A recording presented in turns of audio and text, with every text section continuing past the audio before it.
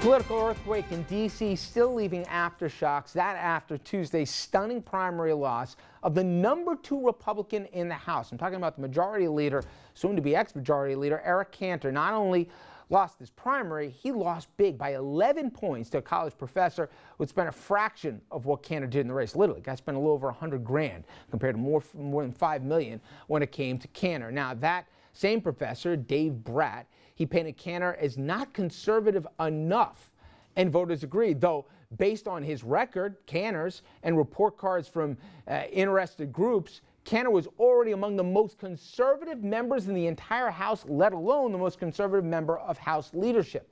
Now, Americans for Prosperity, and I'm talking the Koch brothers back group, gave Cantor an A lifetime grade, and the Chamber of Commerce graded him at 100%. On guns, again, 100% from the NRA. Abortion, 0% from NARAL pro-choice. That's good marks here on the right side. Conservative Club for Growth, again, giving him great grades here. NEA on education, 0. Civil liberties, 0 from the ACLU. Manna from heaven for the folks on the far right. Now, the reaction to Cantor's loss is chilling when you listen to moderates or semi-moderate Republicans. I don't know what you call Newt Gingrich, but here's what he had to say, and I thought this was interesting today. Quote, "There's a large element of America that wants a fight. If you're a conservative, you think Barack Obama is literally destroying the country you love, and you watch your leadership and they seem unwilling to take him head on and also unable to outmaneuver him." And that to me is shocking, that they are not fighting the president in their perspective. Anyway, Peter King, though, New York's own Republican, saying the Cantor loss will move the party further to the right, which will marginalize us further as a national party. And take a look at this warning from conservative columnist Eric Erickson from Red State. He said, "Cantor and his staff have repeatedly antagonized conservatives. K Street, the den of Washington lobbyists, became his chief constituency. Cantor and his staff both lost the trust of conservatives and constituents. They broke promises, made bad deals, and left many feeling very, very betrayed." And one final note here. There's been a lot of talk that Cantor's willingness just to even talk, forget about agreeing on anything, just to talk about the idea of a deal on immigration reform is being cited by many as a reason for why he lost. But the numbers, they'll say otherwise. A new poll, national poll that came out today, and again, this is from a center-right group, American Action Forum, says almost 80% of Republican primary voters support a step-by-step immigration reform, numbers in line with other recent polls. Okay, Obi, explain this. I could find 50 other quotes from moderates who said this is going to hurt us here, okay? I mean, I gave groups here that, you know, nobody's going to confuse them with moderate, let alone bleeding heart groups saying this guy was a good conservative, a good Republican, most conservative member of Republican leadership. Forget about what happened in Richmond. What does this say about the party? I heard from the Lindsey Grahams and the rest that they really thought that after Tuesday, the worst was behind them. The party was coming together on this, but they seem to be fractured once again. Losing a majority leader is a terrible thing. I mean, when Dasher lost as minority leader, that was a major thing, a major blow for the Democrats. Mm-hmm. Republicans played it up quite a bit, and rightly so. So the Democrats will make of it what they can. Oh, forget Democrats. I only want from a Republican perspective. But that's part. Remember, you're not just selling a bar of soap. You're selling a bar of soap, and your opponents are selling. Not only theirs is better, they're taking shots at yours. But for this conversation, so the Democrats, let's not even talk about Democrats. Let's talk about within Republican-only circles. And I don't get Democrats from the table here, but from Republican circles, you say, wait a second.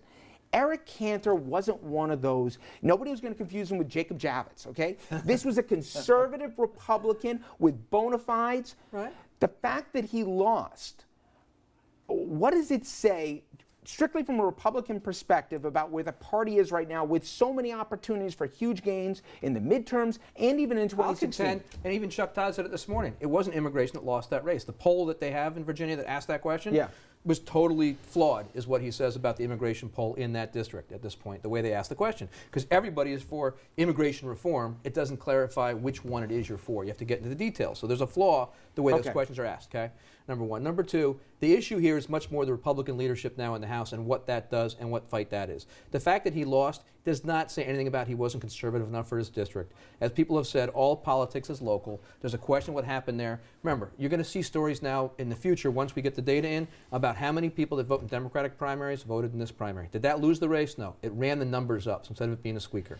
All politics is local, and the other challenge is on this race, he could not run ads in that district to say anything to the Democratic voters that were coming out. Every single Democratic voter coming out was going for the Tea Party candidate. So when you look at the numbers, locally it's all local, okay? It's not outside of that, and you can't take that nationally. Yeah. Because Lindsey Graham in South Carolina won overwhelmingly against it. We poured dirt too early, it looks like, on the Tea Party right now. Definitely. Alive and well, Definitely. They want to burn the House down. They don't care who's in it. And kicking, alive, well, and kicking. Yeah. And you know, Richard, you bring up the good point. In my contention, the reason why he lost, Cantor lost, one, they never forgave him for voting for Obama's Supreme Court nominees, I believe is the case. And two, what they really wanted on those budget fights, take it over the cliff. They don't care. They don't care if there's no budget for mothers that, you know, trying to feed their kids. Take it over the cliff. If you can't show how you're going to pay for it, cut, cut, cut. It's draconian politics. American politics may not ever be the same again. It's my contention that Obama, my contention, Obama just wants to finish his term and get out of this mess and give it to the next person. There's a few things, I think, Ellis, that we might see, and tell me if you agree. One is dates that we thought nobody even talked about. We started looking up, when's the next budget coming up, right? When's the next debt limit vote? How chilling was Tuesday's results to anybody who thinks, forget about immigration, doing anything with this president? I'm not even talking about to help him. I'm talking about to keep us from going into bankruptcy. You're taking your political life in your hands here the next time there's a Republican primary. You're absolutely right. Let's look at the hardball politics. Put the ideology aside. Let's see some of the impacts. When you have a party, right, that is willing to eat its own, that if you're not 100% as extreme as the edge, where you're consorting with the enemy and we want to kill you, if that becomes the reigning political judgment, it has huge impact. It means that nobody in the middle can make a deal. It means that no action can occur on any of the issues that vast majority of Americans care about. The budget is one, the immigration is one, there's about 50 others, Dominic. But every moderate and middle Republican, every Republican who actually wants to govern, now has to think, oh my God, I'm out of a if job they if I think I'm cooperating, some college professor with $1.50 is going to beat me in the primary. It has a hugely bad How did Lindsey impact. Graham get more than 50% of the vote in South Carolina? Because he had a weak candidate running. No, there was many. You had a woman who was the first at, graduate of Citadel running against him. So that's over. But let's look at Mississippi, what's going on, Tom Tancredo in Colorado, and 50 other races we're not even thinking about yet. That thing echoes on. But the last primary is June 24th. The last primary, right? And you guys are lucky this was late in the cycle. I mean, if it had been earlier in the cycle, it would have had a bigger impact. But it still has a lot of impact. As Cantor said at his press conference, Tea Party stands for taxed enough already. The challenge is how to reach out and have a war of addition instead of a war of attrition. That's the way you have to run a campaign. But you know what's funny is, I looked again at the proposal that's out there. Now, the president's intentionally stepped away from the immigration deal because he knows that if he's even seen in the room with this, it's DOA. Right. I matched up George W. Bush's immigration plan and the president's.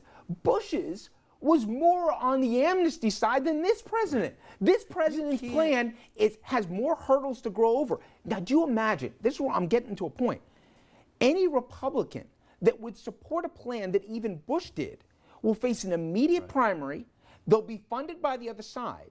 And as you said, they won't pass the purity test. It's not good for this country that you can't have what Reagan called the Big Ten. It's bad for either party, in this case, Republicans. When you have a party that is in this extremist zeal, this moment of frenzy, you can't be extreme enough. There's nothing you can do give you an that can idea. satisfy those You know zealots. the Oklahoma guy, what he said? This conversation... He believes stoning gay people to death, and he's the nominee. You better use big stones because the little ones aren't tough enough. This conversation is proving something very factual that I always say, especially during primary season. It's not the win, it's the spin. And what you have here is you have a congressman that lost. It's not going to lose the House. What you have here is a situation of how it's going to impact the Senate and how the Democrats and a lot of liberal media is spinning this to make it much bigger than it is. It was a bad loss. It is not good for the Republicans. Okay. But what the Democrats are doing and the liberal media is doing on this is spinning but this you're thing making one mistake. much greater. It's not liberal media that's reacting most fervently. Do you remember after the election in 2012 what Reince Priebus, and I think his mother must have hated him to name him that, but anyway, what he said after his excuse, we need to do a postmortem as a party. We can't win with just angry white guys. Yeah. We need to, and the whole idea is we got to bring the Latino vote in. Right, what does Think this do about to the that. Latinos? I mean, my gosh, for a second. What have they done? Have they learned any lessons since 12? Democrat analysts will also tell you, and they say it on Fox all the time when they're on there talking, the Democrats love the idea of no amnesty being passed because every year they can blame it on the Republicans. They want to hold this thing so far to the left that they can't get anybody reaching across the aisle and compromising. I'll just make a final point. That's if you what they're take trying the to do. politics out, Republican, Democrat, Independent, Green, I don't care. There are huge decisions that whoever's sitting in the White House and who's ever sitting in Congress is going to have to make for my kids' generation, whether it's climate change, whether it's what we're talking about, the middle class shrinking right now. There are huge things that we have to figure out. And I've never seen in my lifetime as polarized and as bad as this. And Tuesday made it even worse. Richard, let me just throw this out at you and at the table, but particularly at you here. So let's say Chris Christie doesn't have his bridge problem. We're supposed to believe that he's going to be the Republican nominee. Look at Cantor's situation. Yeah. You really think a Chris Christie can never make it through the Republican primary? No way. All right. When we come back here, we're going to talk about one thing that doesn't pick sides here, money and politics, specifically how since Citizens United, the whole game has changed. I'll be joined by political reporter Ken Vogel, who talks to me about his book, Big Money, and why he believes the ultra-wealthy are hijacking the process.